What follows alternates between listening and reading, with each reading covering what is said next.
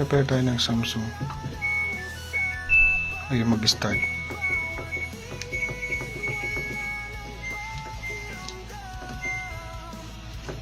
Ayan, i-repair natin siya.